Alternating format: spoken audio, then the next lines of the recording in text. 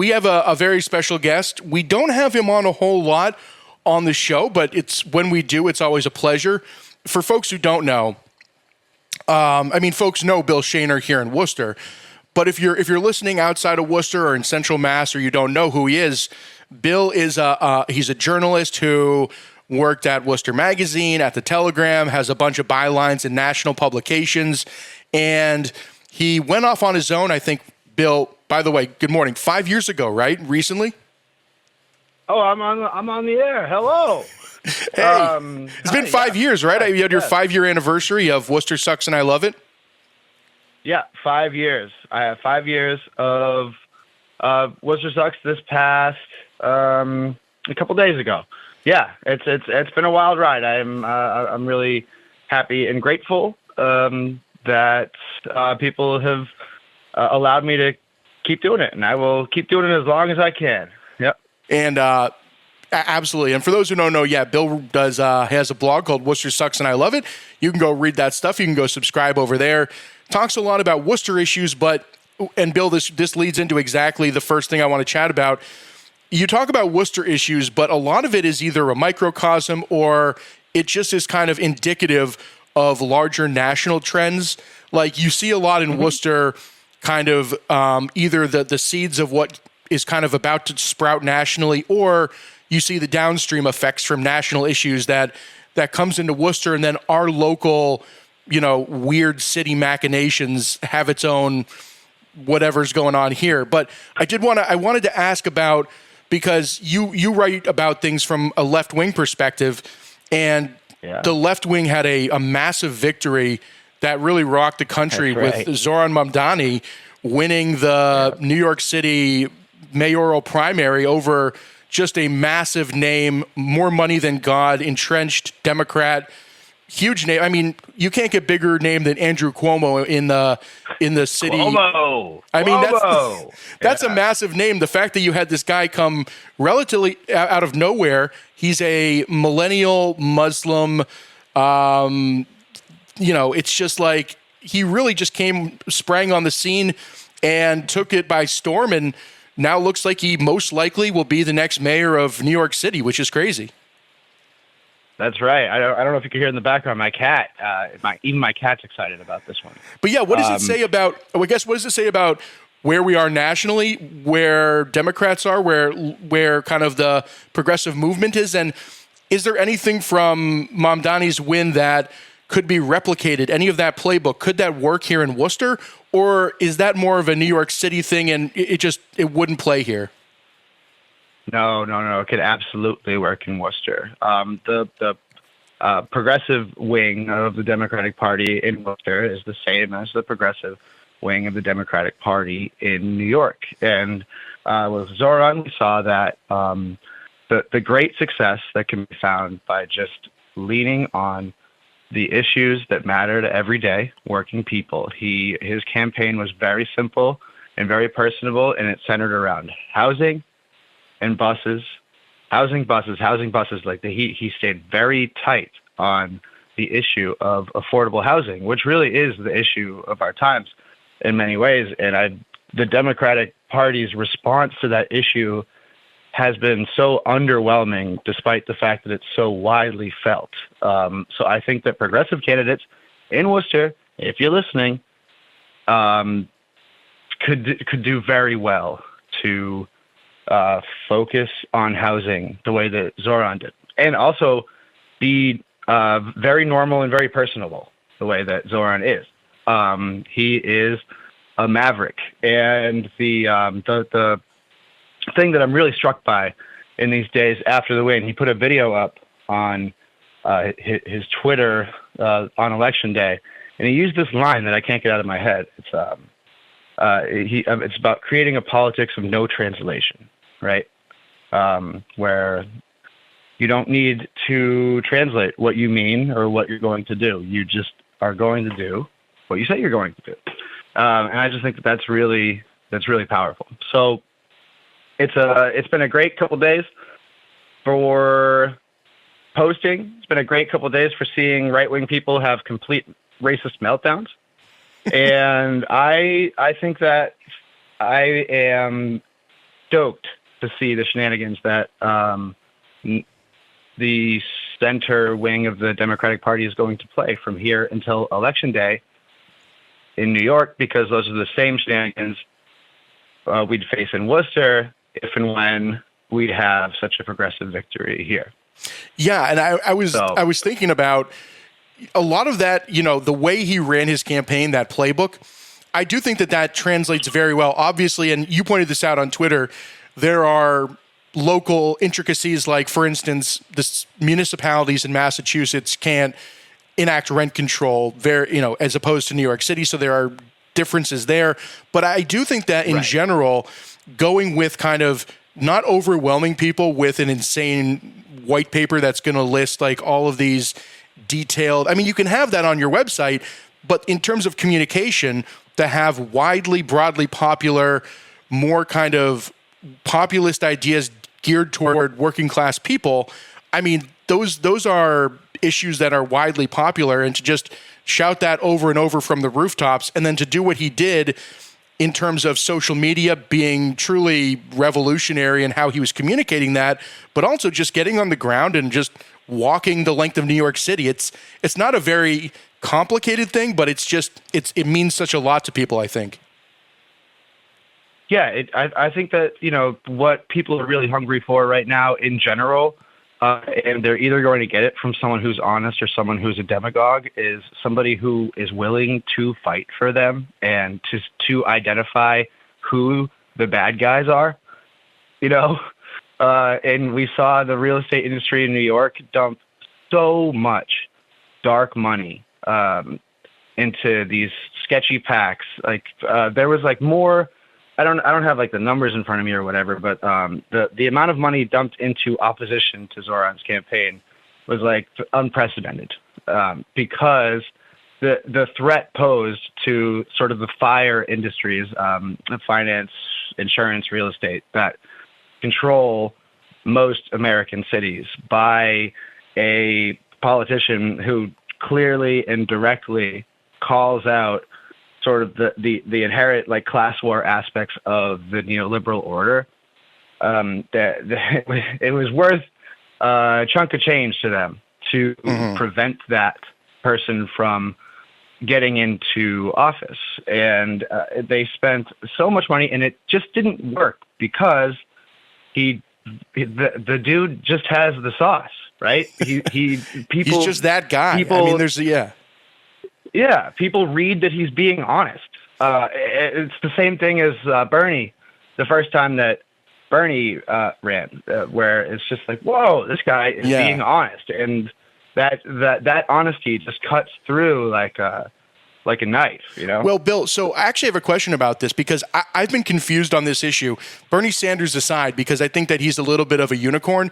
I have been waiting for the kind of millennial, younger, charismatic, more diverse type of leader to emerge as kind of the model in the Democratic Party, more like AOC, Maxwell Frost, Zohran Mamdani, Ilhan Omar, people who look and kind of project, who are charismatic, can communicate well, know what social media is, are native to the internet, and like look and feel more like a new generation of leaders. I'm surprised it's really taken this long to get to this, and I don't even know now whether that's going to be the tipping point.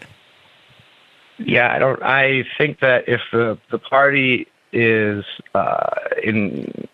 if the party is interested in winning, then it would be a no-brainer. Even if the party is interested in just lasting another decade, it's a no-brainer. I don't know, though, right? Like, is the party interested in winning? Is the party interested in lasting another decade? It can be hard to tell sometimes. And I think that the Zohran is such a good bellwether for whether the Democratic Party is going to come around to the fact that it really, really, really blew it with Joe Biden. Well, yeah. Like,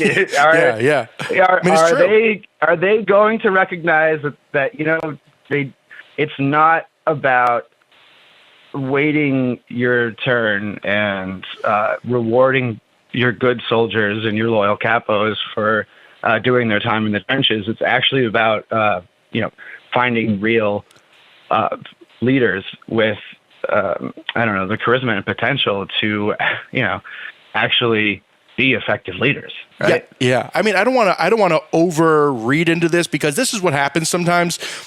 Listen, I think that he's talented enough of a politician, and I think this was enough of a moment where you really can read into it. But again, this has to be. I would be so surprised if this isn't the music playing off folks like Chuck Schumer and just like the older kind of establishment Democrats. I just don't know how they survive in a new ecosystem where leaders like Mamdani are emerging. I just don't see those two things coexisting.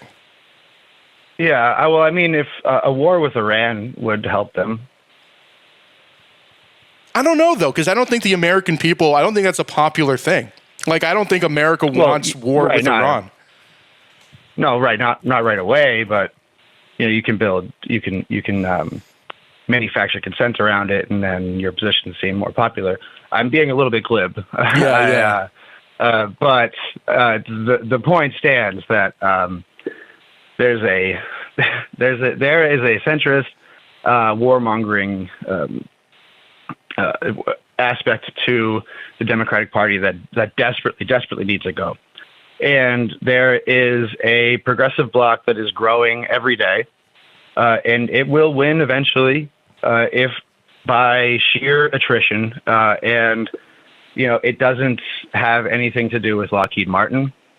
So I think that the Democratic Party needs to do some rearranging of priorities, shuffling around of the deck. I would absolutely love it if we were seeing the final days of Chuck Schumer. I'm just not convinced. Yeah, and this is going to be, I think for Democrats, this is an opportunity.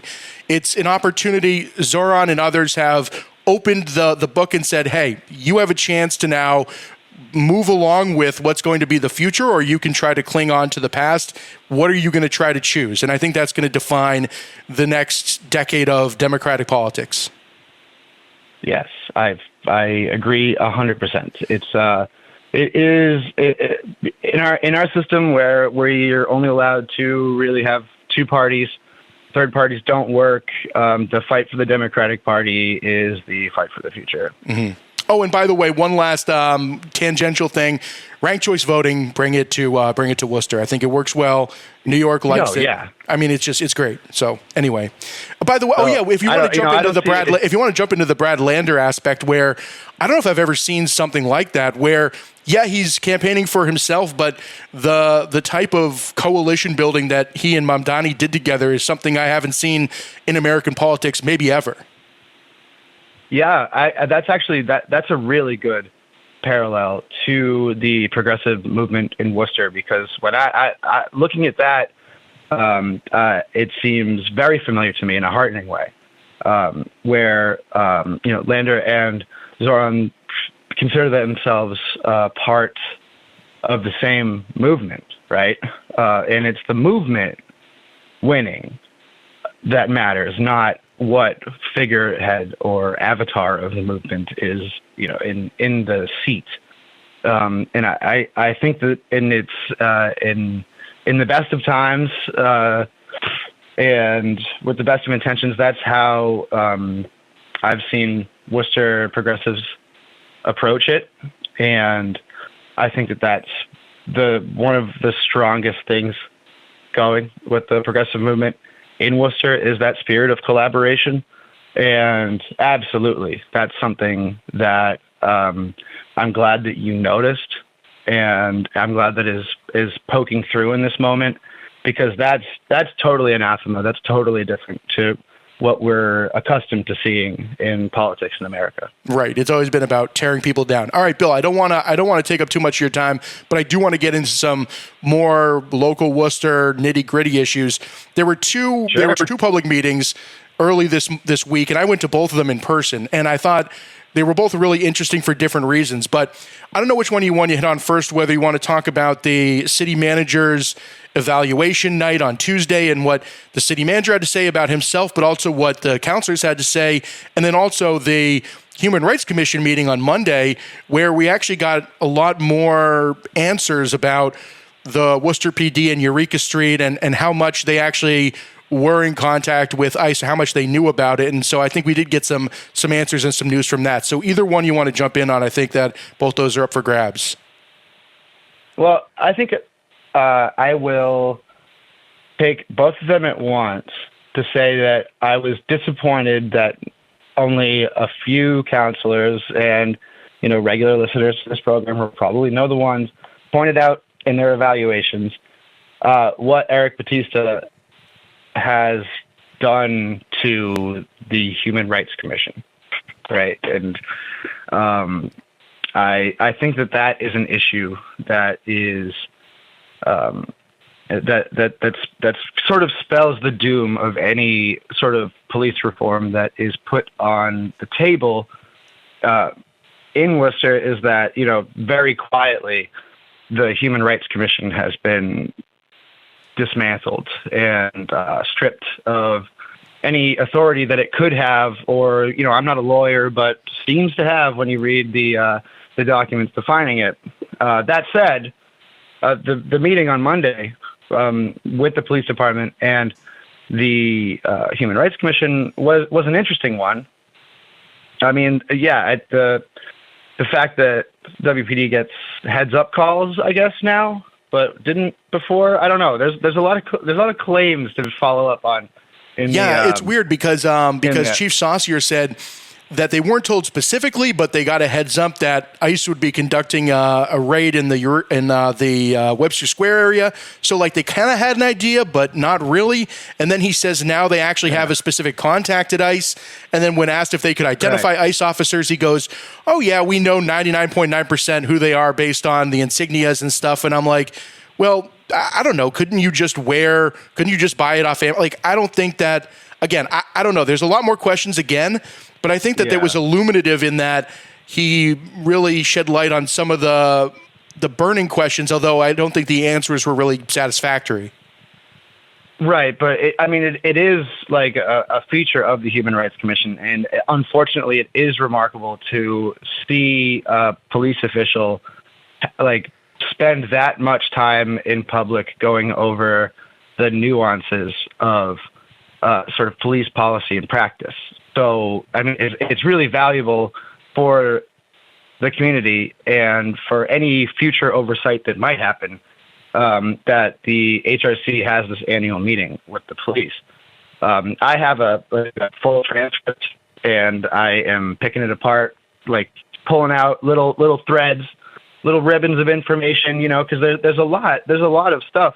I mean, it was like a 3.5 hour meeting, and it was loaded with little details, but it's going to take some time and some commitment to sort of make sense of these things.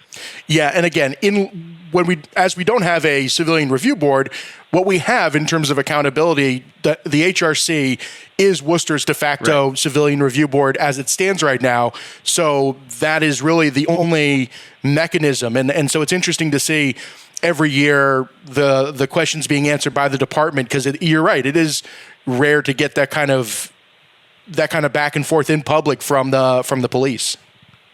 It's very rare. And I will just say, if I have any time left here, Ben. Yeah, go for it. That I would love to see the Worcester City Council set actual benchmarks for the city manager that it ostensibly and allegedly hires, and grade that city manager on those benchmarks.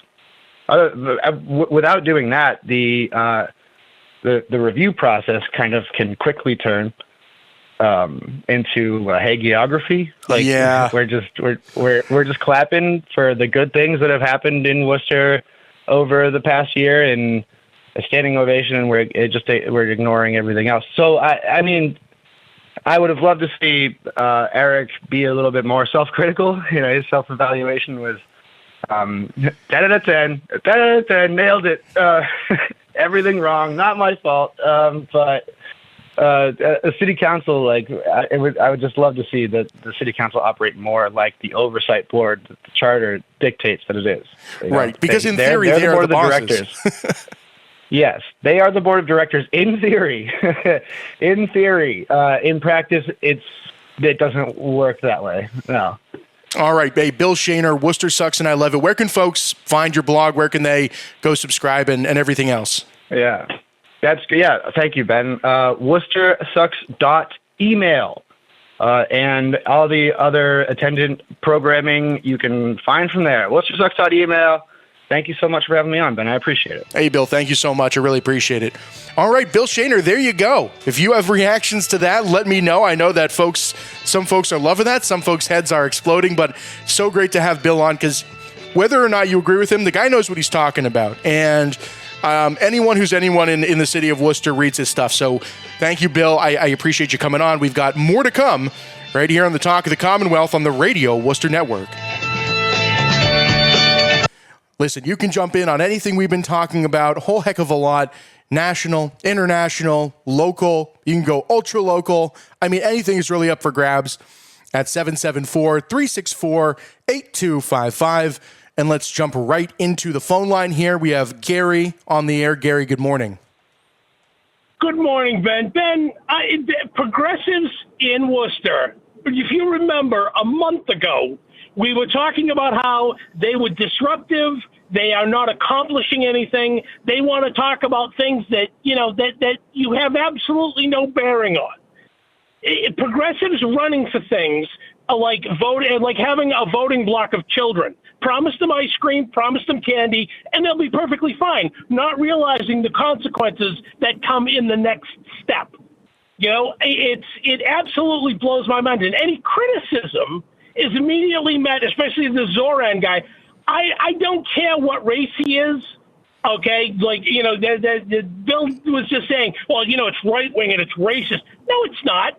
He does not understand. He understands what it takes to tell people what they want to hear, but not what they need.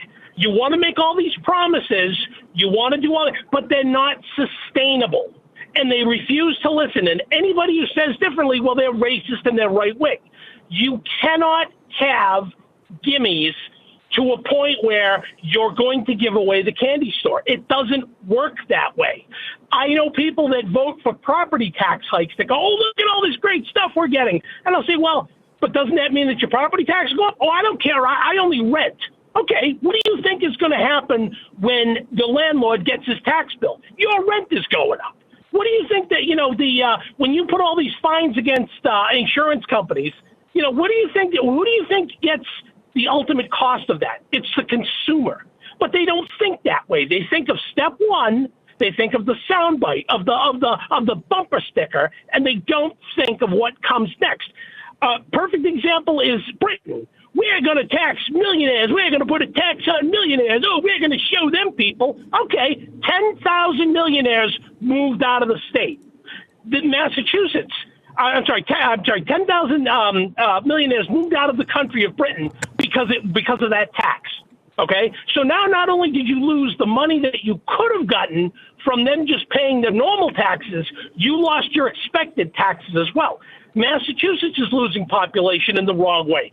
They say, oh, all these people, 57,000 people moved out last year, but it's okay. We got immigrants moving in. Well, that's great, but the people that could afford to actually move out, the people that were paying loads and loads of taxes are the ones moving out. What do you think that's going to do to the bottom line the next time the budget comes up? All this right now, all this speculative budgeting that they're doing right now and all this hiding of things is all great, but one day the piper needs to get paid. Rent control, we talked about it yesterday. You're going to sit there and you're going to raise, you're going to raise property taxes in New York. You're going to raise insurance rates in New York. Where do you think that money is going to come from? You're going to have to pass it on to the landlords, and the landlords are going to have to pass it on by way of rent. I mean, I just don't understand how it is that progressives think beyond that first step. Always ask yourself, when somebody proposes something that is too good to be true, ask yourself, what is step number 2? What's next? Well, you heard what Gary thinks. Hey, we have a lot more to come. We're just running right up to the bottom of the hour here.